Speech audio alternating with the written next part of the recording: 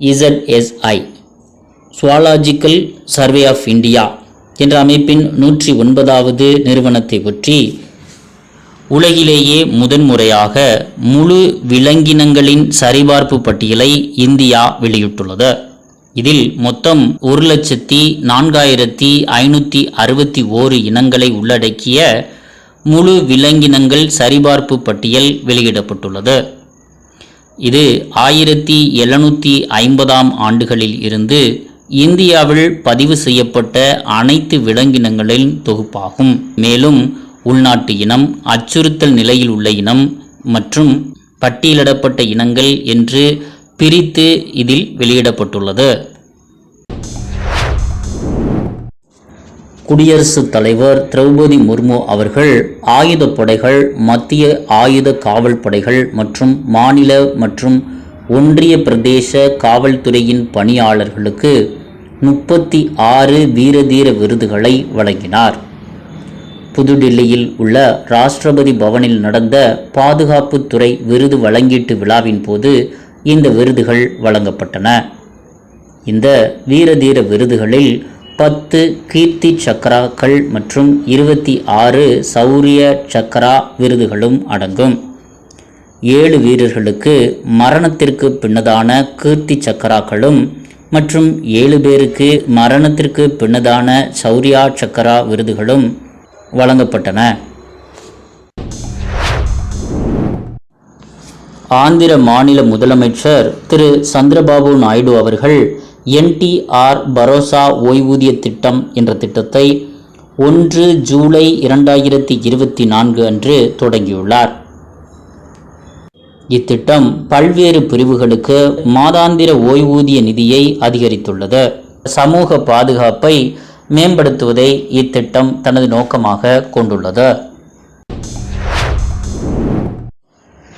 இஸ்ரோவின் ஆதித்யா L1 என்ற ஆய்வுக்களமானது சூரியன் மற்றும் பூமி இடையே உள்ள L1 புள்ளியை சுற்றிய அதன் சுற்றுவட்ட பாதை பயணத்தை ஜூலை 2ஆம் தேதியன்று நிறைவு செய்தது. ஆதித்யா L1 விண்கலமானது சுற்றுவட்ட பாதையில் L1 புள்ளியை 178 நாட்களில் சுற்றி முடித்துள்ளது. இது சூரியனை பற்றி ஆய்வு செய்யக்கூடிய இஸ்ரோவால் அனுப்பப்பட்ட ஒரு விண்கலமாகும். இது 2023ஆம் ஆண்டு செப்டம்பர் 2ஆம் தேதியன்று விண்ணில் செலுத்தப்பட்டது.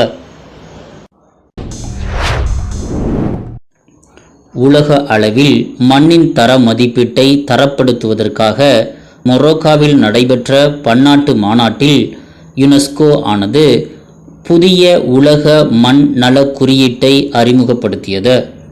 பல்வேறு சுற்றுச்சூழல் அமைப்புகளில் மண் சிதைவு போக்குகள் மற்றும் மேம்பாடுகளை கண்காணிப்பதை இது நோக்கமாக கொண்டுள்ளது. உலக அளவில் மண் சிதைவானது 75% நிலத்தை பாதிக்கிறது. 3.2 பில்லியன் மக்களை இது பாதிக்கிறது. மேலும் 2050ஆம் ஆண்டில் அது 90% இருக்கும் என்று கணிக்கப்பட்டுள்ளது. இந்தியாவில் 32% நிலம் பாழடைந்துள்ளதாகவும் 25% காடழிப்பு மற்றும் தொழில்துறை மாசுபாடு உள்ளிட்ட பல்வேறு காரணிகளால் இது பாலைவனம் ஆக்கப்படுகிறது என்றும் கூறியுள்ளது.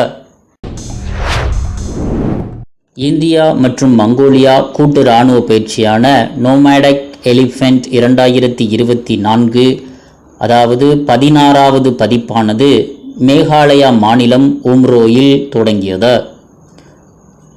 45 வீரர்களை கொண்ட இந்திய குழுவில் சிக்கிம் சாரணர் இயக்கத்தின் ஒரு பிரிவு மற்றும் பிற ஆயுத படைகளைச் சேர்ந்தவர்கள் பங்கேற்றுள்ளனர்.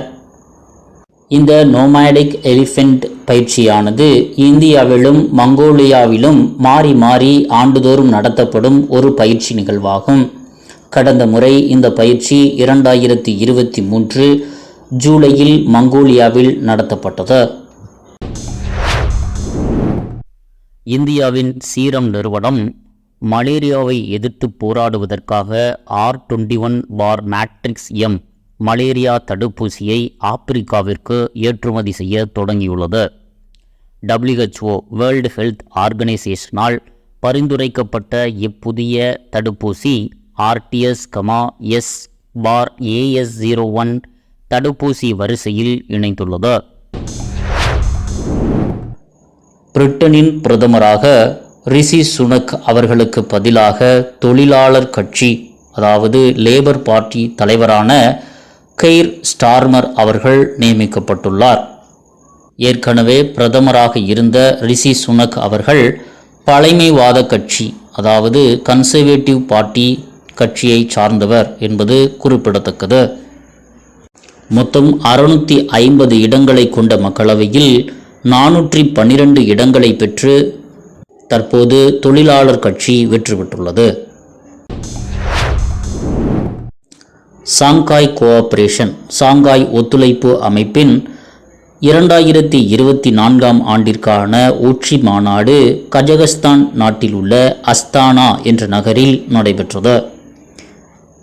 இந்த சாங்காய் ஒத்துழைப்பு அமைப்பின் 10வது உறுப்பினர் நாடாக பெலாரஸ் இடம்பெற்றுள்ளது. இது 1996ஆம் ஆண்டில் 5 உறுப்பினர்களுடன் உருவானது என்பது குறிப்பிடத்தக்கது. இந்த அமைப்பின் தலைமையகம் தற்போது சீனாவில் உள்ள பெய்ஜிங் நகரில் அமைந்துள்ளது. NATO north Atlantic treaty organisation இவற்றின் 2024ஆம் ஆண்டிற்கான உச்சி மாநாடானது அமெரிக்காவில் வாஷிங்டனில் நடைபெறவுள்ளது.